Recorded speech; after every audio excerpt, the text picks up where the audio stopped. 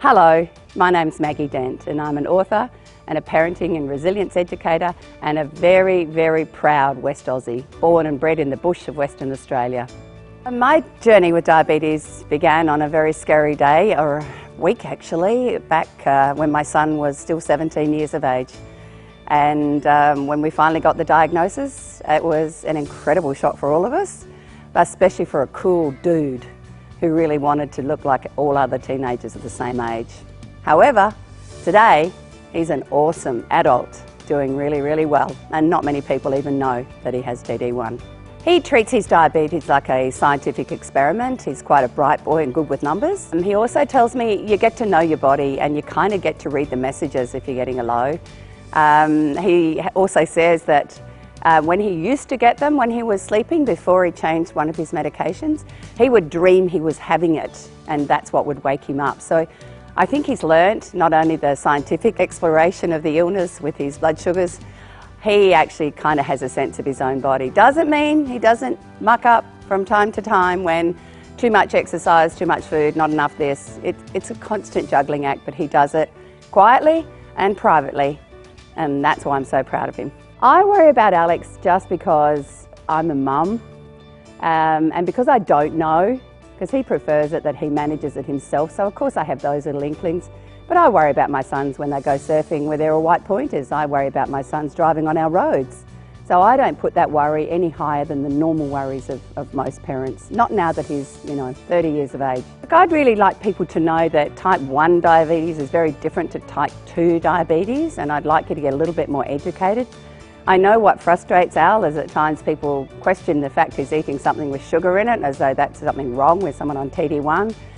He gets frustrated that people are quite ignorant about the long-term damage that can happen and that it is a really serious illness. So I guess I just like people to read up, be more informed, and ask somebody if you have a friend or a family member, they ever need your support.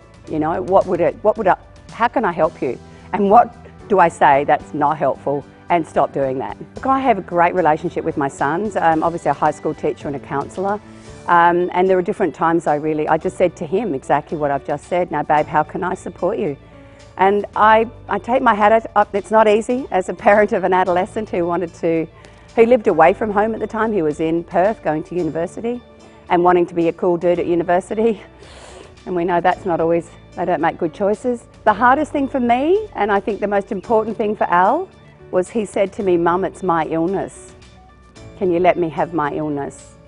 And I needed to step back a little bit because I feel if we nag and we worry, we put more pressure on them, which in actual fact, we can identify that stress with their blood sugars. So reducing the stress, being that supportive parent, but also being an empowering parent that trusts that they can learn how to manage it. And I needed to say how fantastic the support he got along the way. He had some amazing diabetes educators who were fantastic, which meant I could hand over. If they weren't there, I would have worried so much more.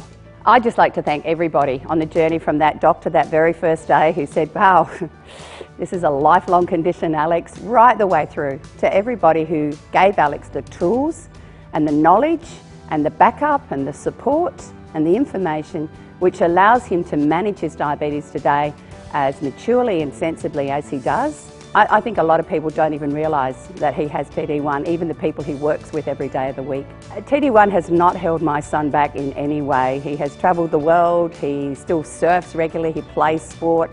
He's at exactly where I would have thought he would have been in terms of his work and his career if he didn't have type 1 diabetes.